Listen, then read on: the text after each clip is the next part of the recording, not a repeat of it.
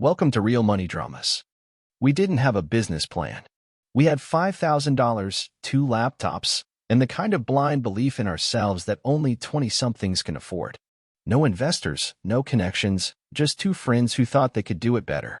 I met Daniel in college. We weren't best friends, but we clicked fast, same ambition, same frustration with working for someone else.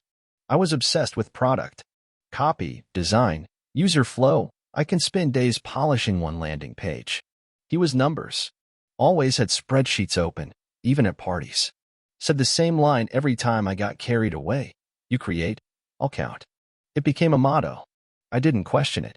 We split things 50-50. I ran client work and built systems. He ran budgets, invoices, taxes. We worked out of cafes, shared AirPods, used secondhand gear. No glamour. Just long days and the constant sense that we were on the edge of something. The first few months were slow. We made just enough to stay alive. A few small Shopify builds, some social ads, one retainer that barely covered rent. But even when it sucked, we believed in it. Every small one felt like proof we were right to try. And then we got lucky. A client we didn't even pitch found us through a referral. Mid-sized, serious budget, big expectations. We over-delivered. They came back, then brought friends. Word spread. By month 6, we weren't chasing work. It was finding us. We didn't celebrate much. Daniel always said, it's not money until it repeats. So we reinvested. New tools, contractors, automations. I didn't take a real paycheck for the first 10 months. Neither did he.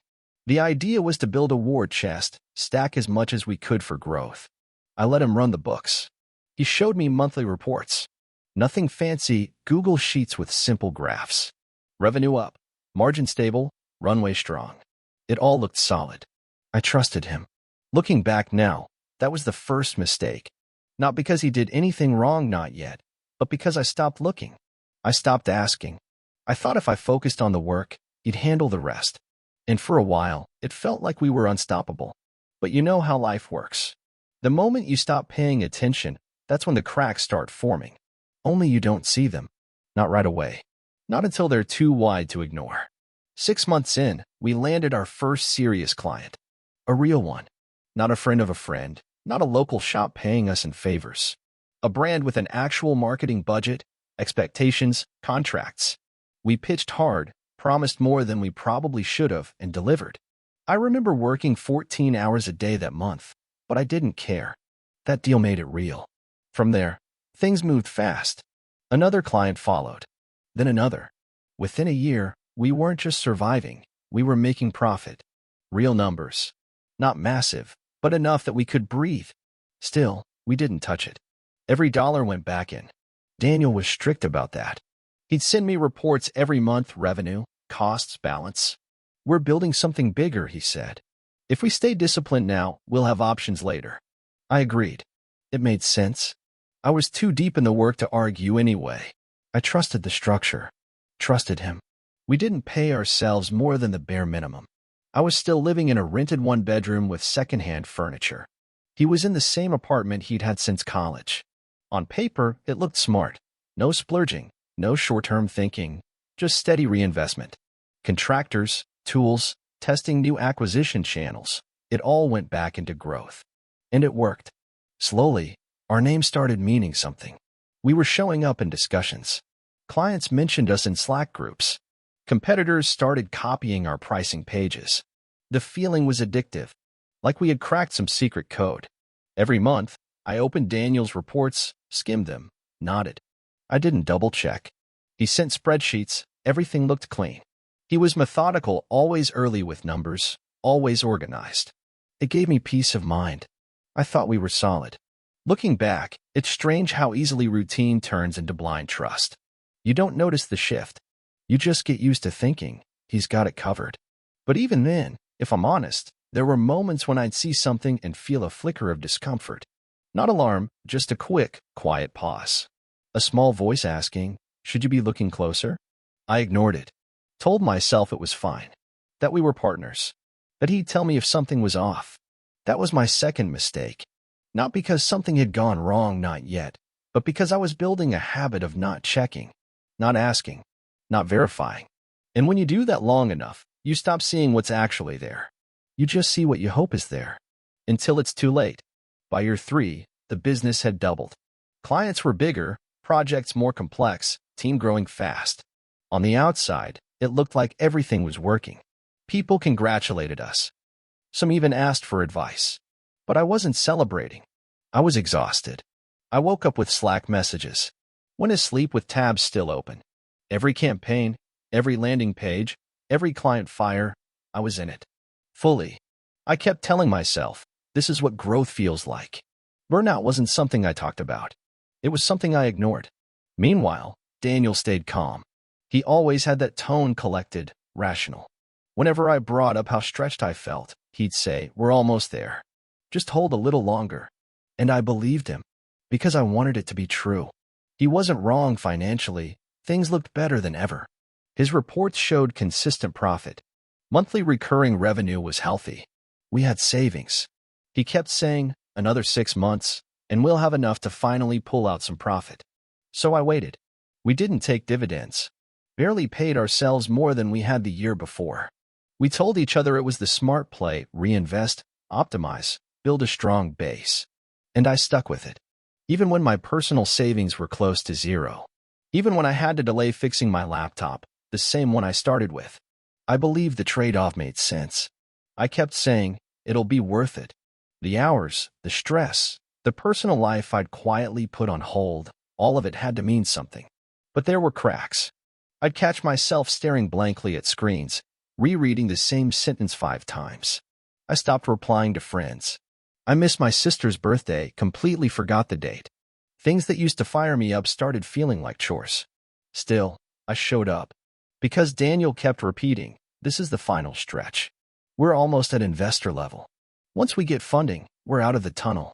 And again, I believed him. Because I didn't want to look down and realize how thin the rope under me had become.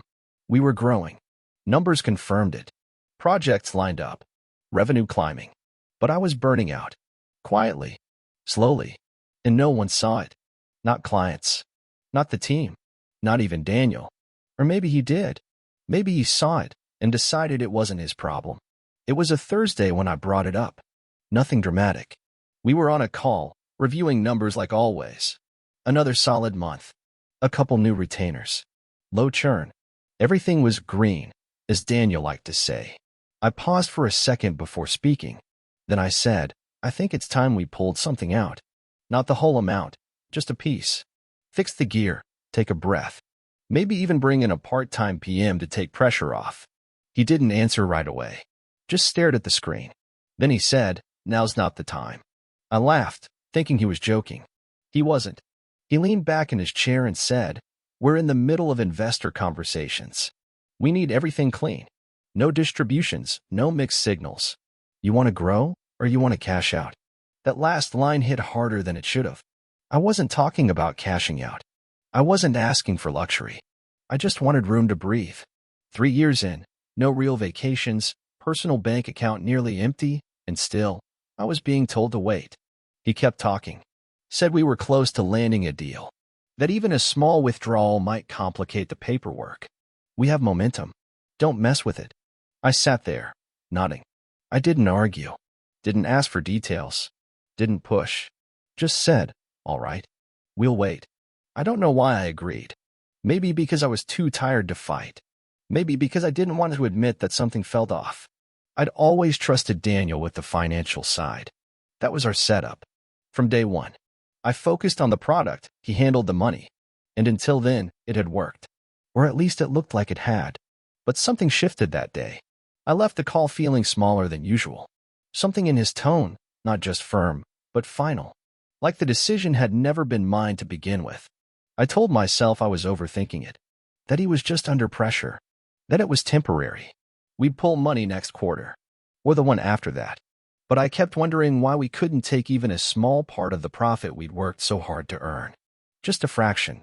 Just enough to catch our breath. It wasn't about the money. It was about control. And that was the first time I realized maybe I didn't have any. It started small. Just a weird feeling I couldn't shake. I was walking out of a client meeting downtown when I saw a car parked across the street. New. Sleek.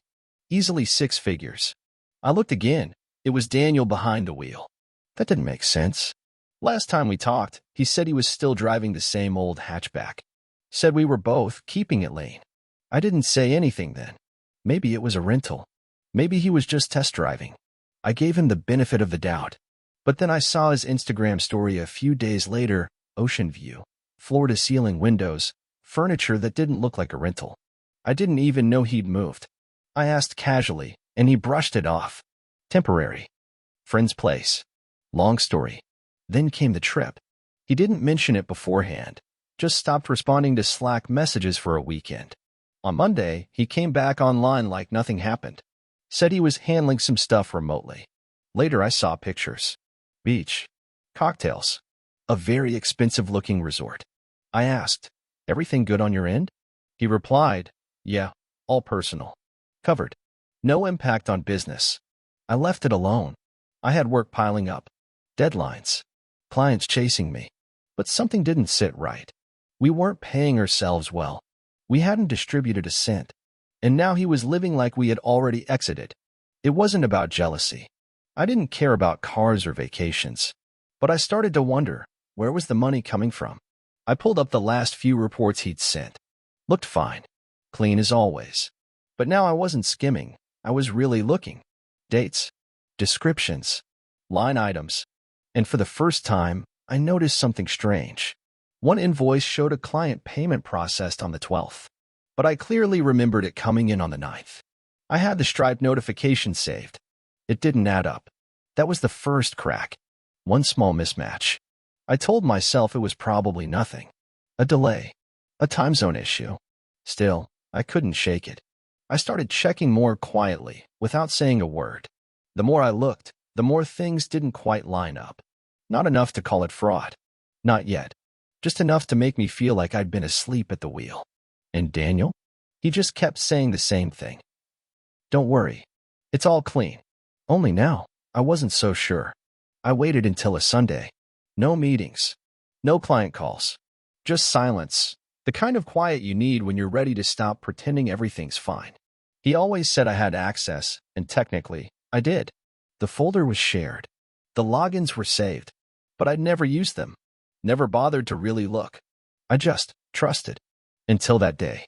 I opened my laptop and pulled up the folder where Daniel had always shared his monthly reports.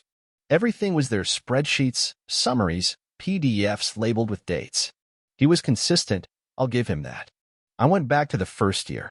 Found a report from our 8th month, the one after we signed our first big client. It showed a payment of $16,000.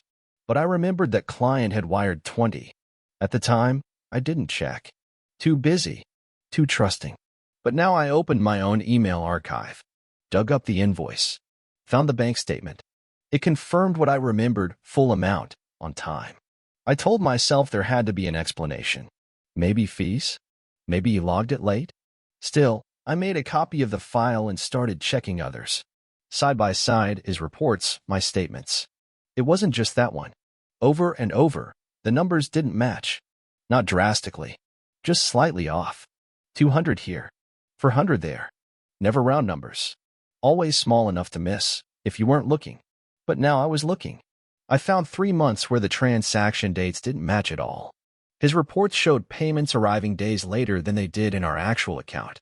Why fake a date? What difference would that make? Unless he had moved the money before it hit the shared balance. That thought made me sick.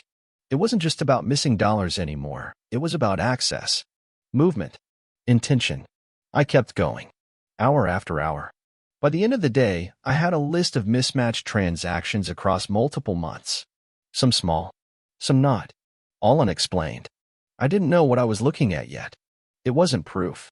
But it was more than enough to know one thing. Something was wrong. And it had been wrong for a long time. I didn't call him. Didn't say a word. Instead, I made a decision I should have made years ago. I called an accountant. A real one. Not a friend. Not a favor. And I said, I need someone to check if I've been blind. The accountant I hired wasn't cheap, and I didn't care. I didn't ask for a discount or a favor. I just said, I need full clarity. Go back as far as you can. I gave him everything, all the reports Daniel had sent me, access to the business accounts, client invoices, even my old emails. He didn't ask many questions, just nodded and got to work. For 10 days, I heard almost nothing. A few emails asking for clarifications. A couple document requests. That was it. I didn't tell Daniel. I acted normal. Took client calls. Sent updates. Pretended everything was fine. But I couldn't sleep. On the 10th day, the accountant sent me a file. No drama. No long explanations. Just a spreadsheet and a line at the bottom of the email. See tab 4, Transfer Summary. I opened it. There they were, her rows of transactions. Small amounts. Some as low as $30. Others a few hundred. Regular, quiet, hidden inside client payments or under general categories. Tagged as vendor costs, platform fees, tooling. Except they weren't any of those. They were withdrawals. Going to an account that didn't belong to the business. Always the same destination. Recurring. Systematic. And they'd been happening for 4 years. He didn't take big chunks. That's why I never noticed. He bled the company slowly. By the time I scrolled to the bottom of the file, I saw the total. More than $200,000. It didn't feel real at first. I just stared at the number, trying to process it. Not because of the amount, but because of what it meant. This wasn't a mistake. This wasn't a one-time thing. This was a structure. Built right under my nose, while I was too focused on trust and long-term vision to check the most basic thing in a partnership, the money. He had looked me in the eye, month after month, and sent me doctored reports. He knew I wasn't checking. And that's exactly why he kept going. I didn't plan a big confrontation. No speech. No strategy. I just wanted to look him in the eye and ask why. We met at the office. Just the two of us. It was late, after hours, so no one else was around. He walked in like it was any other day. Calm. Confident. Backpack over one shoulder. Phone in hand. I didn't waste time. I said, I went through the books. He froze for half a second. Barely noticeable, but I saw it. Then he tilted his head like he didn't understand. What books? I didn't answer. I just slid my laptop across the table. Tab open. The summary file from the accountant. Clean. Simple. Total at the bottom. More than $200,000. All traced. All logged. He looked at the screen. Didn't flinch. Then he leaned back, crossed his arms, and said, "You really think I'd do all this work for free?" That was it.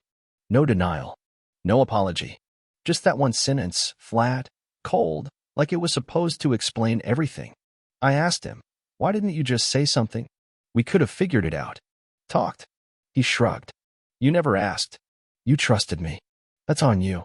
He said it like it was nothing personal. Like it was business. Like I was a kid who didn't read the fine print. "You were so focused on the product," he said. "I made sure the rest worked. I took what I earned." Earned. I repeated. He didn't blink. "I kept us alive. You think the clients paid themselves? You think the team ran without cash flow planning? You had your head in design tools. I handled the reality. I didn't yell. I didn't throw anything. I just sat there, listening. Because in that moment, I realized he believed it. Every word. He didn't see it as theft. He saw it as compensation. As correction for what he thought I owed him. Quietly taken. Carefully hidden. Justified in his head. And the worst part? He wasn't worried. He looked at me like he knew I wouldn't do anything. Like I couldn't. Because we were 50-50 partners. Because every report I'd signed off on made me look complicit. Because to fix this, I'd have to admit, I hadn't been watching my own company. And he was right. I spent the next week talking to lawyers. Quietly. Privately. No one on the team knew. I kept showing up to meetings like nothing happened. But behind the scenes, I was trying to figure out if there was a way to cut him out. There wasn't. We had registered the company as a 50-50 partnership. Equal control. Equal access. No clauses about misconduct. No vesting. No restrictions. Just trust, written into legal documents. The lawyers said the same thing. Unless you go to court and prove financial misconduct, your hands are tied. But here's the catch, proving anything in court meant exposing myself to. Every report he sent me, I had signed off. Every decision he made, I had ignored. I'd have to admit I never checked the books. That I let him move money freely. That I treated monthly reports like background noise. I asked one of the lawyers, What if I just take it public? Tell the team, the clients, everyone? He shook his head. You'll collapse the company, ruin your name, and still need to sue to remove him. He's legally your equal. It hit me hard. There was no quick exit. No clean break. If I stayed quiet, he'd keep draining what was left. If I went loud, we'd burn everything down, and I'd go down with it. And I could feel it already starting. The team sensed something. He stopped showing up to stand-ups. Clients got slower replies. We had churn. One contractor didn't get paid on time. Another flagged a missed invoice. Things were slipping fast. I tried to keep it together. But inside, I knew it was already unraveling. You can't run a business on broken trust. People feel it, even if you don't say it out loud. And once it starts, it spreads. One by one, the people I'd hired, the ones who believed in what we were building, started leaving. No drama. No angry messages. Just polite goodbyes and quick exits. And clients? They don't wait for explanations. They just stop renewing. I watched it fall apart, knowing I couldn't stop it. Not without tearing myself down, too. In the end, there was no final blow. No big fight. No revenge. It just faded out. The last few clients pulled their contracts. Quietly, without questions. They felt the tension, saw the silence, and chose the safe exit. I didn't blame them. If I were in their shoes, I'd do the same. The team was gone by then. Some left for other offers. Others just stopped replying. I didn't chase them. I had nothing left to offer. The business still existed on paper. Technically, we still owned it. But it was empty. No work. No people. Just a website and a bank account that barely covered the next month's hosting fees. I could have taken him to court, dragged it out, built a case, tried to claw back what he took. But the truth was, I didn't have the energy. Not anymore. I wasn't trying to win. I was trying to breathe. And besides, it wouldn't change anything. The money was one part of it. But that wasn't the real loss. What I lost was time. For years. For years of early mornings, late nights, missed birthdays, ignored calls, and canceled weekends. For years thinking I was building something solid, something that mattered. And in the end, I realized it wasn't a business. It was a structure held together by assumptions, by silence, by the idea that trust could replace oversight. He didn't just steal money. He stole time I can't get back, energy I'll never recover, belief I won't give away so easily again. I walked away with nothing. No payout, no brand, no clients. Just this. A file from an accountant, a dead company, and a lesson I should have learned earlier. If you don't watch your own back, someone else will find a way to use it. Now I'm starting over. No co-founder. No shared logins. No blurred lines. Just me. It's slower this time. Less flashy. No big claims, no investor decks, no midnight Slack pings promising next quarter is the breakthrough. But every transaction, every login, every decision, I see it. I don't trust anyone to handle the numbers but me. Not because I'm bitter. Because now I know what it costs when you don't. Thank you for watching till the end. Let's keep the story alive. Drop a comment below. And of course, subscribe for the next video.